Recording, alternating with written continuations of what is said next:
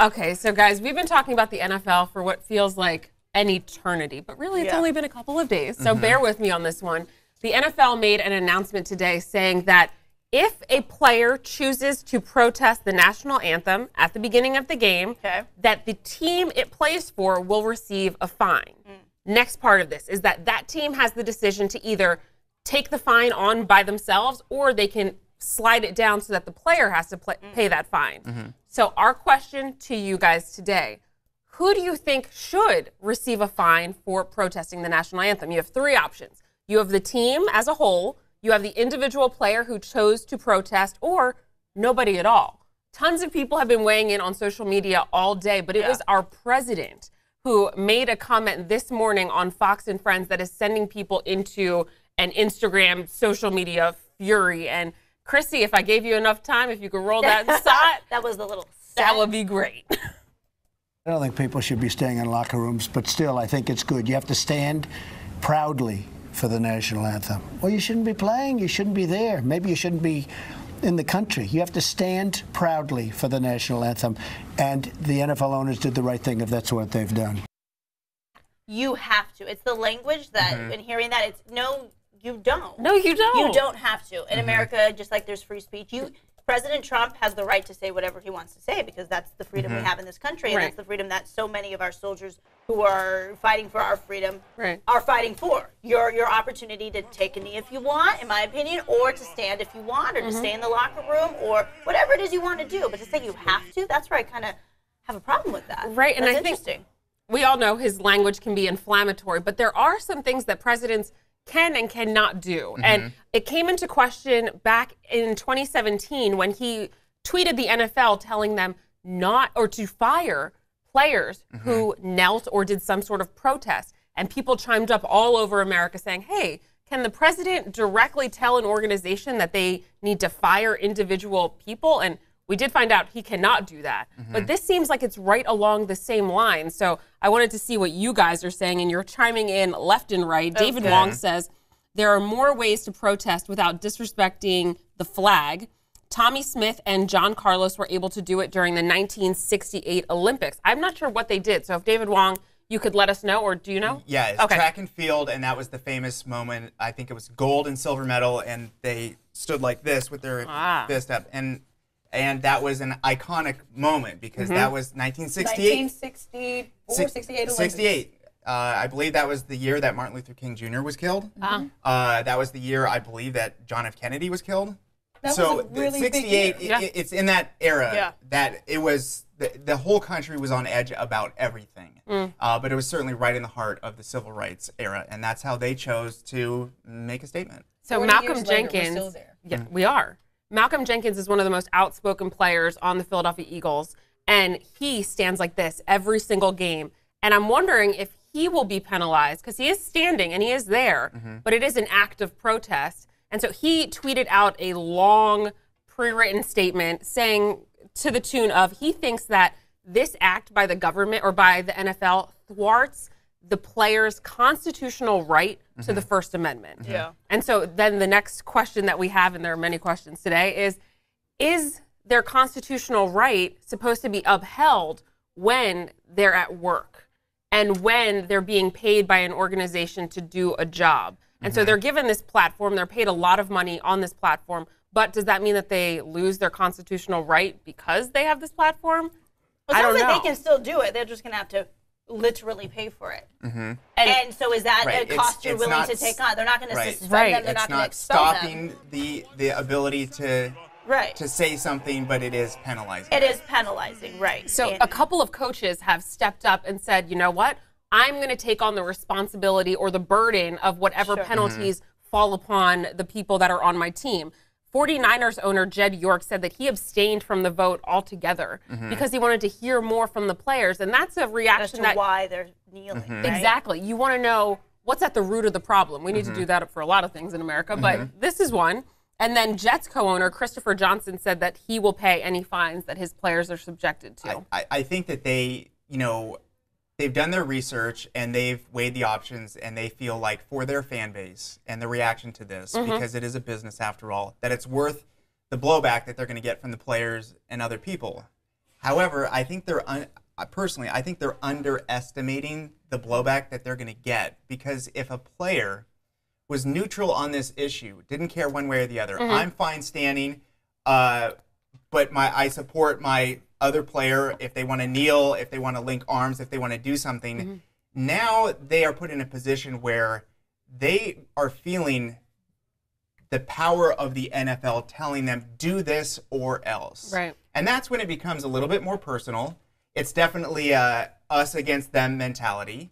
And if you were on the fence, maybe you were not involved in this issue whatsoever, you're going to feel pressure from your teammates to go along with it, because remember, this is at the beginning of the game. Yeah. There can be no breaking of the bonds from practice to traveling to warm-ups to all of that. And then just before a game, half the team's going to sit inside, the other half's going to do something.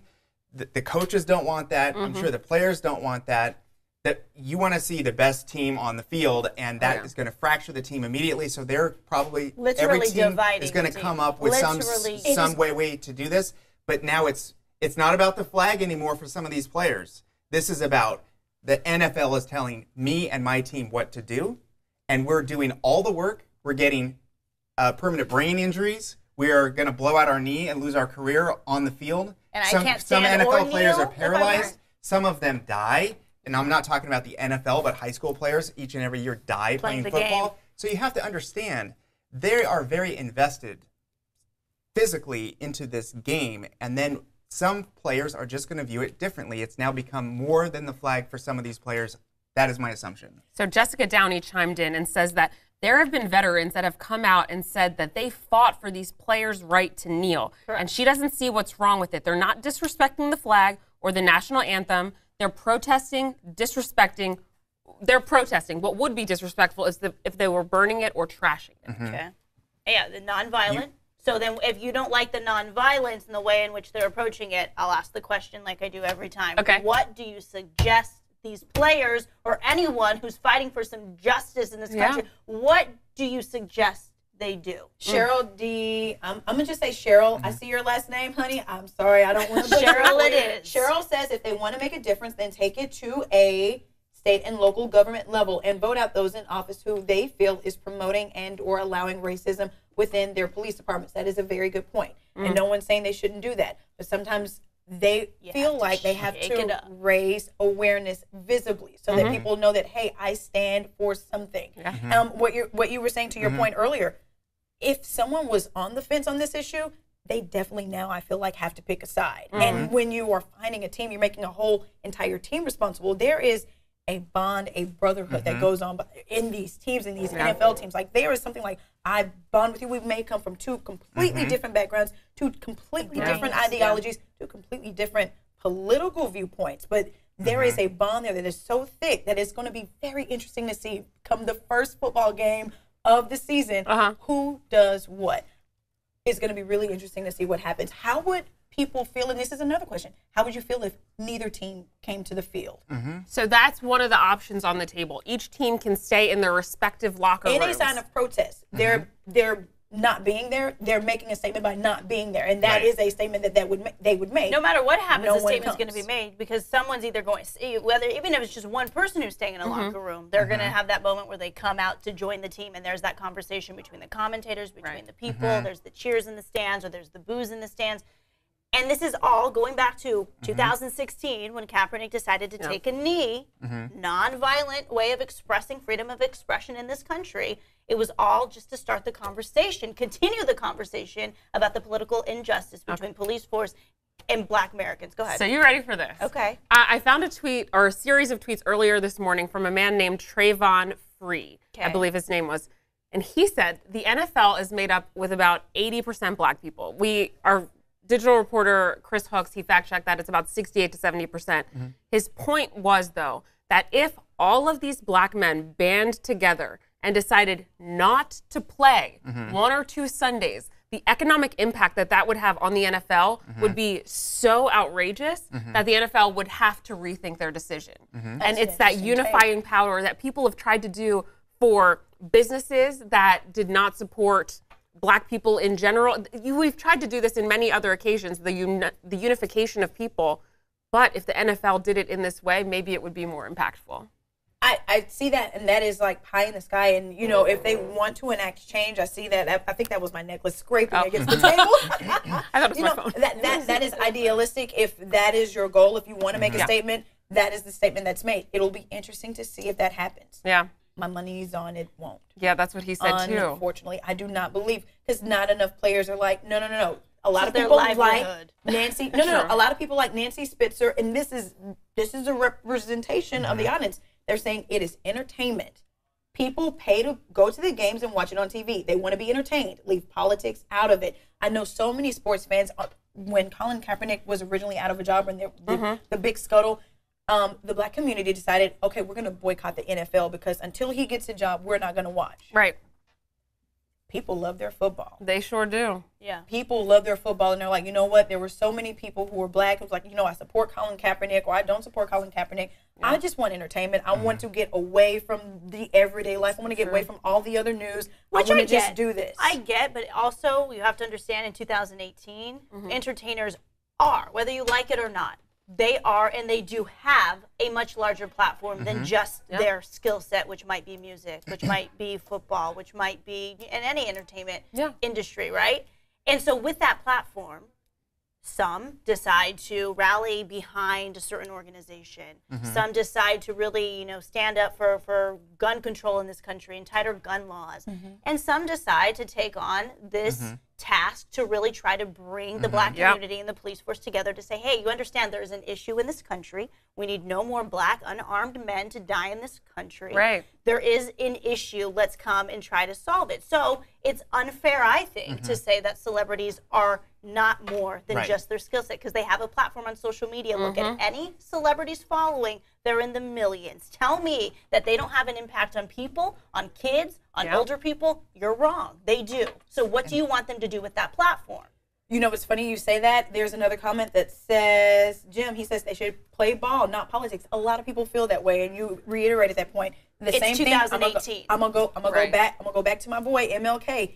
People criticize him. You should just stick to preaching the gospel. Stop getting into politics. That was the same thing they said about him. Had he just stuck to preaching the gospel, would the civil rights movement have been as impactful as it had been? No. Sometimes it takes someone to have that unction, that gut, like I really, really believe in something, and I'm going to stand for it. This is their jobs, their livelihood. You see, Colin Kaepernick is out of a job. He should have the right to make a stand if he feels so passionately about something. And I wish more people were brave enough to make a peaceful stance if you really, really feel that passionately about something. Because this protest, the fact that we are here, it is 8/31, May 24th, 2018. He started this 2016. We are talking about it. This is making an impact. We're having the discussion.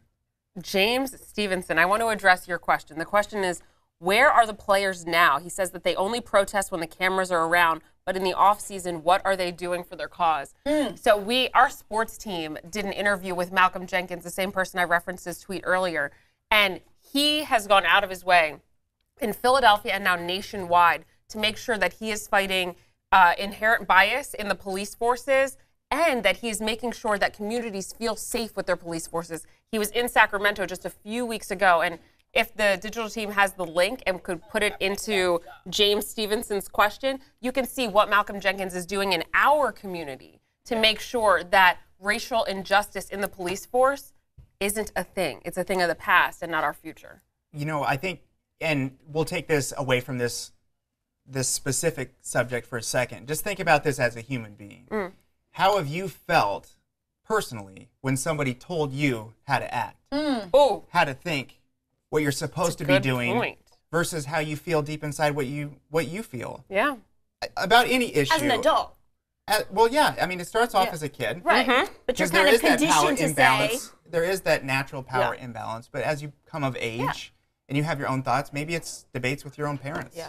Or maybe it's debates with a coworker or with somebody on the street. Maybe it's how somebody parks their car. You have it out, right? Or you're driving too fast down my street. If you want to understand the other point of view on either side, right? It's somebody telling somebody else, this is what you should be doing, this is what you should think. Right. These are my rules that you're going to follow. And then you understand that just innate human desire or knee-jerk reaction to fight that, because you want to stand on your own 2 feet, have your own beliefs, and be able to do that. It's leadership 101 if you want people to follow, right? In a positive way. So you start the conversation. That's how you get respect in the conversation to begin with. That you have to understand that point of view. And I feel like, as the players are saying, we were not consulted on any of this. That says a lot. That's kind of a problem for the owners, because this is a top-down. This is the way that it's going to be. Now, I see this power structure in schools a lot. Some kid will show up with a "I vote for whatever" or "I'm going to vote for," and it becomes news. They're kicked out of school. They're sent home. They're suspended. They have to wear a shirt over it because they're under 18. There is a power struggle. We don't really quite know when your First Amendment right starts to show up. Yeah. Is it when you're 18, or what about 17 and a half? Right. But you're, 17, we're still trying to figure that out. But we understand this inherent power structure in certain things, but I think that many people, the players, will view this as they're telling me what to do, and I'm not going along with this. Now remember, if people think that there's no way that there won't be unified action on something like this, and there may not be, because there's been attempts. Hopeful, but think about, there's been strikes, player strikes. And it's happened in the past, and that was over money. Yeah. For some of these players and some of these teams, this is way more than money to them. This is their call to action. So you have to just understand. You have to understand that for some of these players, and if they're key players, because remember, NFL is very competitive. You take a key player off the field, make an impact. Right, exactly. And if the NFL's rules are keeping your key player off of the field, you're going to have a problem with that, because you're not putting your best team on the field. So then those discussions will happen. So who really knows? I think we don't really know where this is going to go back. But again, my personal opinion is I think that they underestimated how this I think they thought it would go away. So this is around long enough, it'll go away. But I think we're at a point where it's been around long enough where now you're kind of forced to take a side here. Go ahead with some comments. Okay, so I have a totally different line of thought than we've addressed so far. People are bringing up how the NFL handled the domestic violence situation. Exactly. Yes, I've lost it because you guys are commenting a lot. DUIs, DWIs, these guys, nothing. But go ahead, please. No, I lost the comment in here, but essentially what they were saying is they didn't watch the NFL quite as much anymore as they used to, but one thing that they're upset about, and a little bit more upset about than this situation, is how the NFL handled the domestic violence abuse. So that got me to thinking, there are plenty of people on the team that have committed these domestic violence abuses, and yet they're still there. No penalties were put in play. Yeah, they've been fined for sure. This was a part of the discussion when the kneeling first happened. It was like, okay, so we penalized this guy. Yeah. He's lost his job, but we have so many roster, and I'm not a sports girl. There was a roster of players who have committed crimes like domestic violence, DWI. These are serious offenses in my perspective. Correct. You could kill someone driving intoxicated, and they still have their jobs. They may have had to sit out a game or two. Like it kind of shows. It doesn't have light. It's not. It's just not fair. We lost a little light. We're trying to get the light over here because we like light. We like light, but I feel like there's it's some inconsistency. It's like no, you can't kneel, and I get that, and I respect. I love this country. I don't know of any other country I would rather call home. But they're kneeling. We go back to that, and I think this has been said. It's been said on this news show today. Yeah. It started as kneeling out of respect for the national anthem, because sitting in their mind, Colin Kaepernick was like, he talked to a service member. He was like, kneeling is respecting, because sitting is disrespectful. Exactly. So it's all about perception. But people are like, kneeling is disrespectful. It's like, it's disrespectful of the flag. And if you look at disrespect of the flag, wearing the flag is disrespectful. Is that okay? That's not my necklace this time. Yay. That's my phone vibrating. Sorry. So, wearing the flag, like, how people have flag bathing suits? Yeah. Completely disrespectful. If you look at articles of the flag, like if you look at real flag rules, you're not supposed to have it on a picnic table. You're not supposed to make cups and napkins and plates out of the flag. That is disrespectful of the flag too. So why don't we put them all in the same category? If we're going to be so upset about the flag and people kneeling on the national anthem, why are y'all wearing flag bathing suits though? It's a good question. So my mom chimed in and she says that her hope is that the players band together, Debbie Mossman-Leung. She said, I'm not sure if you're referring to Britt Harvey or my mother, that you nailed it. Britt Harvey said, part of the privileges of being an athlete is having a large platform to speak on social issues. So what's wrong with that? Is that Britt Harvey? That is, yes. That's my friend from college watching. Hi, Britt. She actually works, I don't know if I should share that, but she knows she works very closely with athletes. Very closely with athletes. They're having this conversation all the time. Yeah. Continue to chime in. I'd like to hear your perspective on this. And give me clearance if I'm supposed to tell where you work at. And they tried to find this sort of middle ground. Okay. Remember, in October, they wear pink for Breast Cancer Awareness Month. And then some players said, well, I have these other causes that are near and dear to me. So then there's a game that they can choose different colors that they can wear. And so now you're in a, these are approved social issues that you may care about, and this is how you will go about doing it. Again, I think it's this top-down structure which exists in society with your boss and you're the employee, and there's all of that. However, the one thing that's kind of threads this country together is that it's not always a top-down structure. There are certain things that are built into you just being a citizen that protect you from any power structure whatsoever, that you will always retain these certain things no matter where you are in life. No matter what color you are, if you're rich or if you're poor, what have you, there's certain things that are guaranteed to you by being a U.S. citizen. So I think this is probably going to go to the Supreme Court. Oh, wow. However, it may have already gone to the Supreme Court in some other employer-employee situation. So I don't really know that. I've just heard a lot of very smart people bring this up immediately. Yesterday, I was trying to figure out, when this happened, immediately I saw SCOTUS, #SCOTUS pop up as a trending topic. And I was like, oh, did they make a new decision? A lot of it was connected to this. People saying this is a new paradigm, this is a new challenge, and it's going to go in that direction. So again, I'm not an expert in any of this stuff, but I like to follow some of these people because it's interesting to get their perspective, right? Yeah. You know who else's perspective I think it's interesting to get? Why didn't the owners have this conversation with the players? Like, is anyone else concerned about that? Like, it's, no. We made a decision without the owners of NFL teams are typically older white men.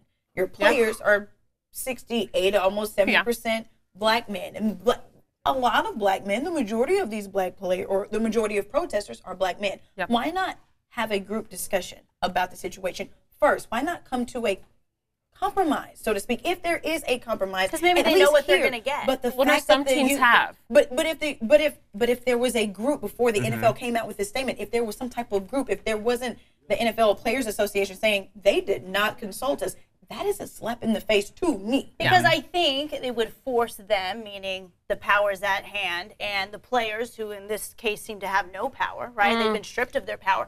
It forces the powers at hand to have the conversation about what this really is about.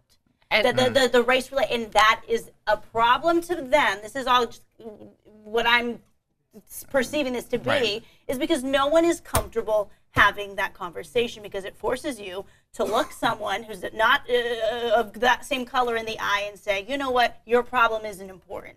And that's uncomfortable. That is big. That's uncomfortable because you don't want to admit that maybe you're part of the problem. You know what makes this even worse, though, is that that's one line of it, but the other line is what Rob said. This is a business.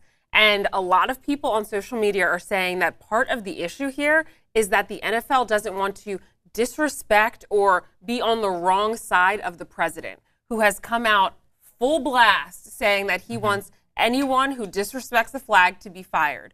So if you are the NFL and the president formally and explicitly addresses you multiple times, you're going to want to take a second to pay attention to that. And so a lot of people are finding fault with the legality of how a president has that influence on an organization. But I have to get to this comment. Please. And this was from earlier at the 5 o'clock show that we did. Pamela Tuttle-Loftus. She said, if you remove the cobwebs, and this is long, so bear with me. If you remove the cobwebs of your brain and remember that the military got the bright idea to stir up interest in the armed forces by paying teams to have people on the field singing the song and holding the flag, then you will remember that this started off as an armed forces public relations idea. And so now why are we allowing a public relations appeal to impact players who are trying to only better themselves and our community? Like, it all fights against the original goal of this. Yeah, that was a weird story when it came out. That, you know, it's one thing, I feel like most teams and organizations would say, yeah, of course we'll have the, you know, the national anthem ceremony. But there was money exchanged to guarantee that that was part of the plan with the NFL. That is a true story. Can I read this one comment? And again, having to look yourself in the eye in the mirror and say, maybe I'm part of the problem. And when you make a comment like this, and this is from Nancy Spitzer, she said, how about black people stop and, wait, let me read this again. How about black people stop and follow the police's orders? Then they won't have to use force to make an arrest if needed.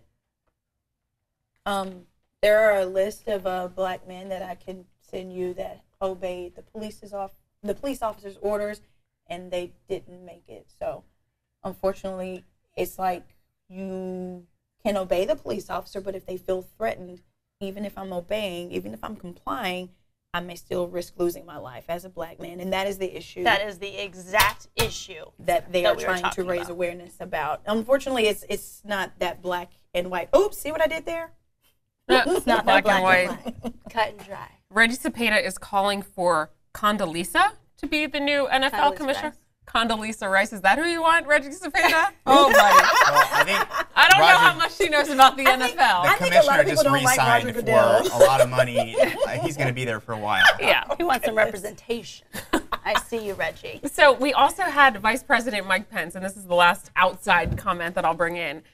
He chimed in this morning saying that this decision by the NFL was a win for America, was a win for POTUS, and was a win for the American people because it unified us on the things that we hold close to heart. The flag, our pride, and he said something, our military. That, my friends. It's a win for POTUS. It's a win for POTUS. That is an interesting point that he made. And rap. Right. So we have our own opinions on this. Everyone has their opinion on this. Keep weighing in. I almost guarantee we'll be talking about this again sometime. Thanks so much for watching the ABC 10 Information Network. If you want to see more stories just like this one, all you've got to do is click subscribe.